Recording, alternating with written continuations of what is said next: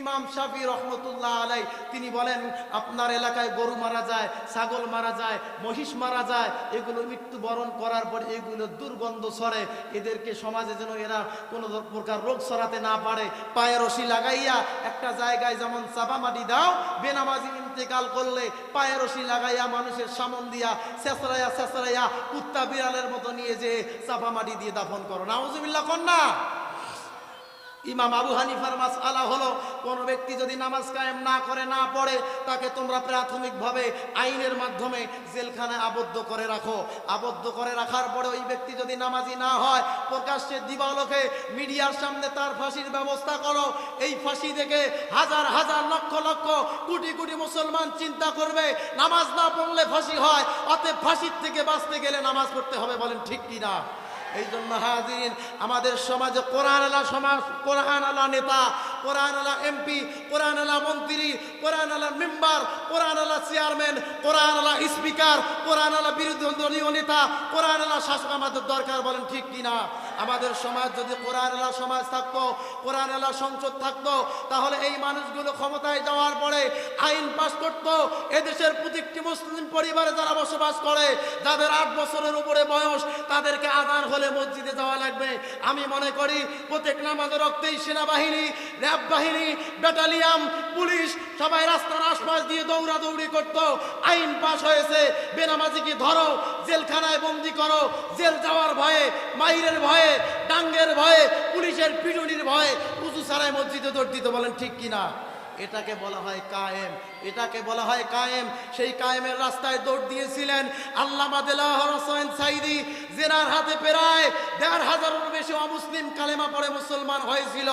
এই কোরআনের পাখিকে 15টি বছর আমাদের মাঝে কথা বলার সুযোগ দেওয়া হয় নাই, ভালো বিছানা দেওয়া হয় নাই, ভালো খাবার দেওয়া হয় নাই, জুলুম করা হয়েছে, হাসপাতালে নিয়ে যে ইনজেকশনে বিষ প্রয়োগ করে হত্যা করা হয়েছে। তার কয়েকদিন পরে তাদেরকে পরাজয়ের জুতা গালায় পড়ে দেশ থেকে বিতাড়িত হতে হয়েছে। বলেন ঠিক কিনা?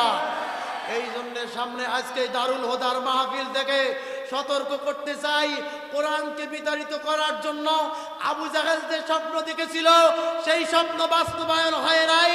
নমরুদ স্বপ্ন দেখেছিল, বাস্তবায়ন হয় নাই। নব্য ফেরাউন যারা স্বপ্ন দেখেছিল, বাস্তবায়ন হয় নাই। বর্তমানেও যারা স্বপ্ন দেখতেছেন, তাদেরও স্বপ্ন বাস্তবায়ন করতে দেওয়া হবে না, হবে না, হবে না। কারা কারা রাজি আছেন? দাঁড়িয়ে যে আমার আল্লাহ তাআলাকে দেখায় দেন। দাঁড়িয়ে যান, লিল্লাহি তাকবীর। দাঁড়িয়ে যান, লিল্লাহি তাকবীর। দিন ইসলাম, দিন ইসলাম, ইসলামের আলো,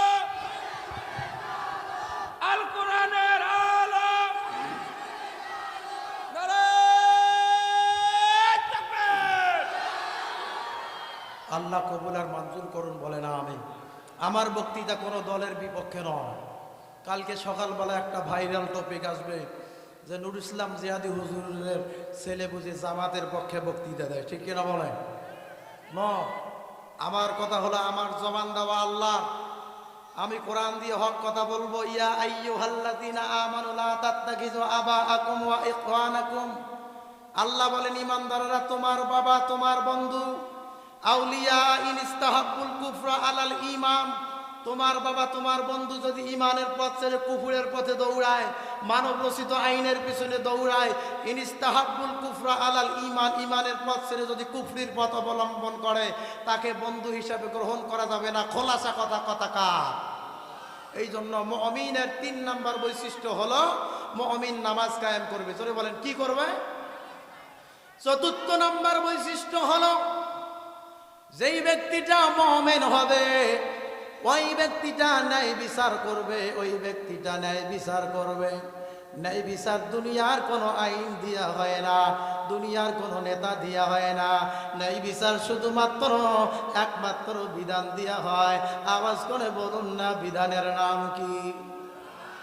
যারা মুমিন হবে, ওই মুমিন ব্যক্তিটা ব্যক্তিটা ন্যায় বিচার করবে, বিচারটা হবে কোরআন দিয়া, সেটাকেই বলা হয় ন্যায় বিচার। আল্লাহর হাবিবের জামানায় মাকসুমা গোত্রের একজন মহিলা চুরি করার পরে ধরা পড়েছে, ওই মহিলাটার হাত কেটে দেওয়া হবে। সাহাবীরা আনাগোনা করতেছে, প্রভাবশালী বংশের একজন মহিলা চুরি করার পরে ধরা পড়েছে, ওই মহিলার তো হাত কাটা হবে। ও মুসলমান, আপনাদের কাছে আমার প্রশ্ন হলো, আপনার এলাকার সবচেয়ে গরিব মানুষ যদি চুরি করে ধরা পড়ে, ওই ব্যক্তিটাকে পায়ের তলায় নিতে, খুঁজতে, মারতে, বাঁধতে কোনো প্রকার দ্বিধাবোধ করে না? আওয়াজ করে বলেন ঠিক কিনা? সাহাবায়ে কেরাম চিন্তা করতেছে, ও আল্লাহর বান্দারা, সাহাবায়ে কেরাম চিন্তা করতেছে, মাকসুমা গোত্রের একজন মহিলা চুরি করে ধরা পড়ছে, আরবের সুনামধন্য মহিলা, তার যদি হাত কাটা হয় তাহলে তার বংশের সম্মান যাবে, মর্যাদা যাবে। এই জন্য তারা চায় কোরআন দিয়া যেন তার বিচার করা না হয়। কোন সাহাবী আল্লাহর হাবিবের সামনে সুপারিশ করার মতো সুযোগ পায় না। আল্লাহর নবীর একজন সাহাবী উসামা বিন যায়েদ রাদিয়াল্লাহু তাআলা আনহু আল্লাহর হাবিবের সামনে চলে গেলেন, নবীজিকে ডাক দিয়া বললেন, পয়গম্বর, কোন সাহাবী সাহস পায় না আপনার দরবারে আপনার কাছে বিচার নিয়ে আসবে। মাকসুমা গোত্রের একজন মহিলা চুরি করার পরে ধরা পড়েছে, কোরআনের আইন হলো তার হাত কাটা হবে। কিন্তু হাবিব গো, ওই মহিলা তো বড় বংশের মহিলা, তার যেন হাত কাটা না হয়। প্রত্যেকটা সাহাবায়ে কেরাম আপনাকে এটা বুঝাতে চায়, আমি সাহস নিয়ে আপনাকে বলতে আসছি। নবীজি ডাক দিয়া বলেন, ওরে ওসামা বিন যায়েদ, আমার সাহাবীদেরকে তুমি জানায়া দাও, আমার সাহাবীদেরকে তুমি জানায়া দাও, আমি হাবিবের উপরে এমন কোরআন আসছে, আমি নিজের জন্য করব যা, আমার দেশের জনগণের জন্য করব তা, আমার মুসলমান ভাইদের জন্য করব যা, আমার অমুসলিম ভাইদের জন্য করব তা। আমি যেমন মুসলমানের নেতা, আমি তেমন অমুসলিমদের নেতা, আমি যেমন ইনসাফকারী বিচারক, নিজের ব্যাপারেও মানুষের ব্যাপারেও। ওসামা বিন যায়েদ, বড় বংশের মহিলা চুরি করার কারণে হাত কাটা হবে, তুমি আমার দরবারে সুপারিশ নিয়ে আসছো। শোনো শোনো, আমি রহমাতুল লিল আলামিন বলি, আমার মেয়ে ফাতিমাতুজ জহরা, যিনি জান্নাতের সর্দারিনী, জান্নাতের যুবকদের সর্দার, ইমাম হাসান আর হুসাইনের মা। ও ওসামা বিন যায়েদ, শোনো, আজকে যদি আমার মেয়ে ফাতিমাতুজ জহরা চুরি করার পরে ধরা পড়তো, তাহলে আমি হাবিবুল্লাহ, এই কোরআন আমার উপরে আসার কারণে আমি বাবা হওয়ার পরেও আমার মেয়ে ফাতিমাতুজ জহরার হাতটা আমার দেহের মধ্যে রাখতাম না। আমার হাতটা, মা ফাতিমাতুজ জহরার হাতটা তার দেহের মধ্যে রাখতাম না। আমি বাবা হয়ে আগে আমার মেয়ে ফাতিমার হাতটা কেটে দিতাম। সুবহানাল্লাহ। এটা হলো কোরআনের ইনসাফ ভিত্তিক ব্যবস্থা। যে ব্যক্তিটা মুমিন হবে, ওই ব্যক্তিটা সর্বহালতে সব সময় বিচার করবে কোরআন দিয়া।